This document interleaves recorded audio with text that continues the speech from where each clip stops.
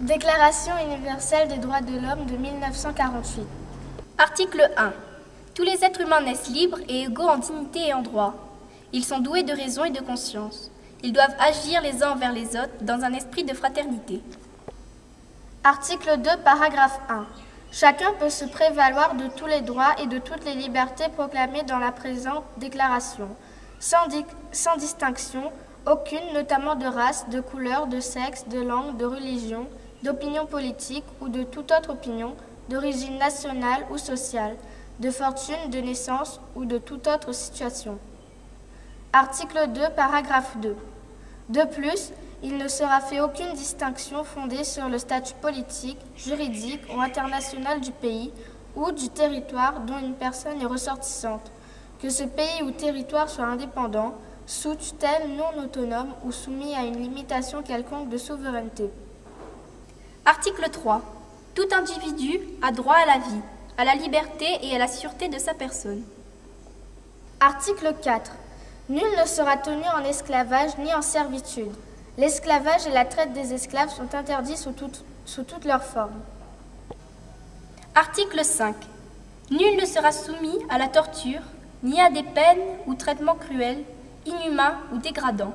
Article 6. Chacun a le droit à la reconnaissance en tout lieu de sa personnalité juridique. Article 7. Tous sont égaux devant la loi et ont droit sans distinction à une égale protection de la loi. Tous ont droit à une protection égale contre toute discrimination qui violerait la présence, déclaration et contre toute provocation à une telle discrimination.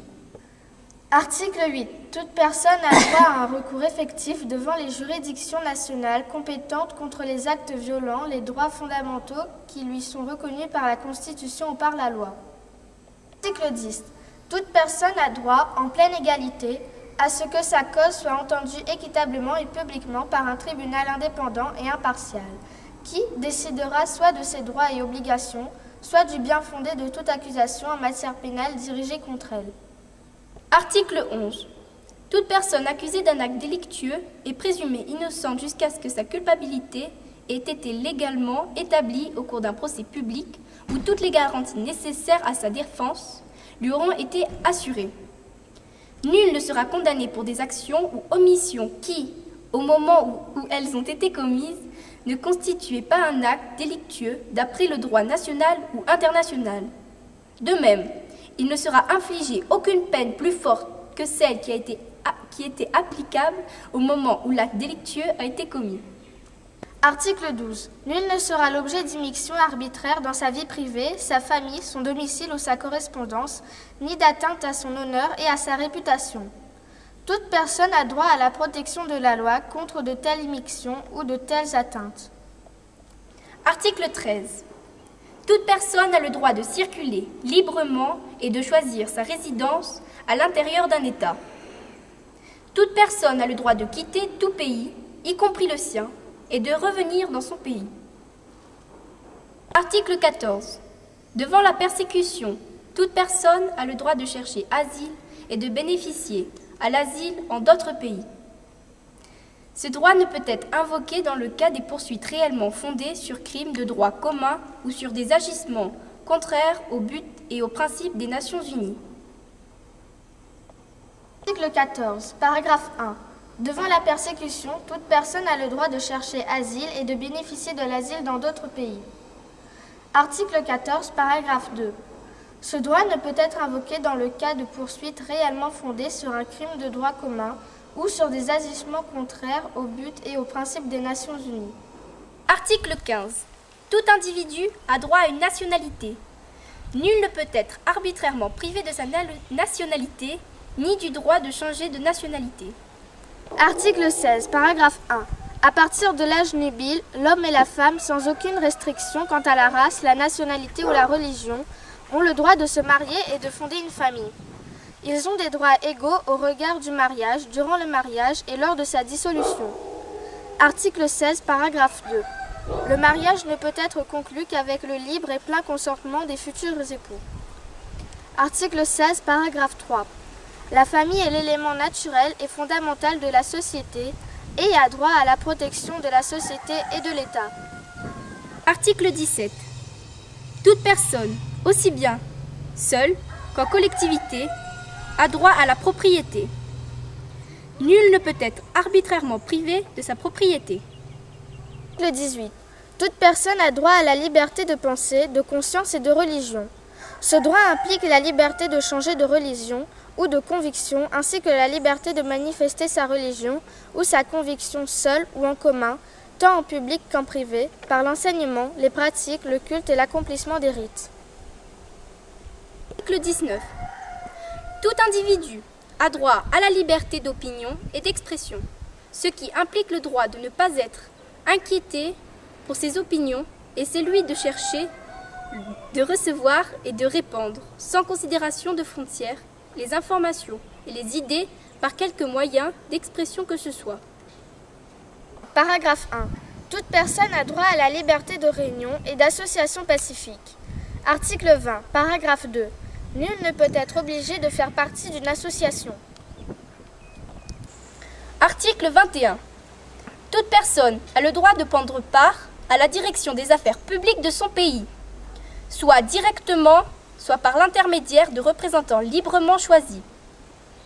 Toute personne a droit à accéder dans des conditions d'égalité aux fonctions publiques de son pays.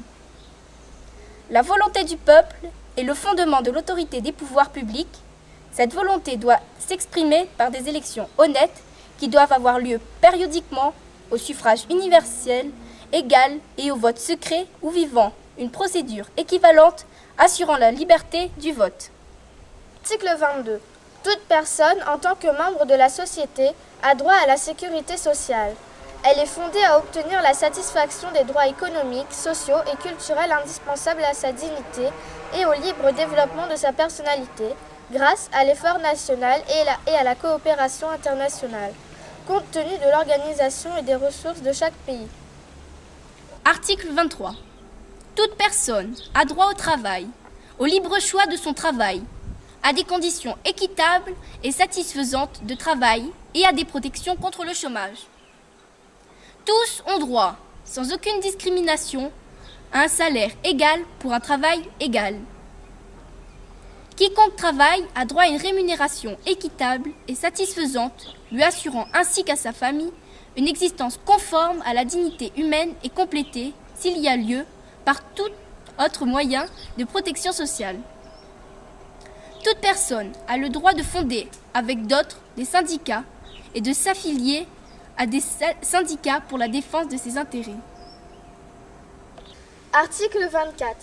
Toute personne a droit au repos et au loisir, et notamment à une limitation raisonnable de la durée du travail et à des congés payés périodiques. Article 25. Toute personne a droit à un niveau de vie suffisant pour assurer sa santé, son bien-être et ceux de sa famille, notamment pour l'alimentation, l'habillement, le logement, les soins médicaux ainsi que pour les services sociaux nécessaires. Elle a droit à la sécurité en cas de chômage, de maladie, d'invalidité, de veuvage, de vieillesse ou dans les autres cas de perte de ses moyens, de subsistance par suite de circonstances indépendantes de sa volonté. La maternité et l'enfance ont droit à une aide et une assistance spéciale. Tous les enfants, qu'ils soient nés dans le mariage ou hors mariage, jouissent de la même protection sociale. Article 26, paragraphe 1. Toute personne a droit à l'éducation. L'éducation doit être gratuite, au moins en ce qui concerne l'enseignement élémentaire et fondamental. L'enseignement technique et professionnel doit être généralisé. L'accès aux études supérieures doit être ouvert en pleine égalité à tous en fonction de leur mérite. Article 26, paragraphe 2. L'éducation doit viser au plein épanouissement de la personnalité humaine et au renforcement du respect des droits de l'homme et des libertés fondamentales. Elle doit favoriser la compréhension, la tolérance et l'amitié entre toutes les nations et tous les groupes raciaux ou religieux, ainsi que le développement des activités des Nations Unies pour le maintien de la paix. Article 26, paragraphe 3. Les parents ont, par priorité, le droit de choisir le genre d'éducation à donner à leurs enfants. Article 27. Toute personne a le droit de prendre part librement à la vie culturelle de la communauté, de jouir des arts et de participer au progrès scientifique et aux bienfaits qui en résultent. Chacun a droit à la protection des intérêts moraux et matériels découlant de toute production scientifique, littéraire ou artistique dont il est l'auteur. Article 28. Toute personne a droit à ce que règne sur le plan social et sur le plan international un ordre tel que les droits et libertés énoncés dans la présente déclaration puissent y trouver un plein effet. Article 29. L'individu a des devoirs envers la communauté dans laquelle seul le libre et plein développement de sa personnalité est possible. Dans l'exercice de ses droits et dans la jouissance de ses libertés, chacun n'est soumis qu'aux limitations établies par la loi exclusivement en vue d'assurer la reconnaissance et le respect des droits et libertés d'autrui et afin de satisfaire aux justes exigences de la morale, de l'ordre public et du bien-être général dans une société démocratique. Ces droits et libertés ne pourront en aucun cas s'exercer contrairement au but et aux principes des Nations Unies. Article 30. Aucune disposition de la présente déclaration ne peut être interprétée comme impliquant pour un État, un groupement ou un individu un droit quelconque de se livrer à une activité ou d'accomplir un acte visant à la destruction des droits et libertés qui y sont énoncés.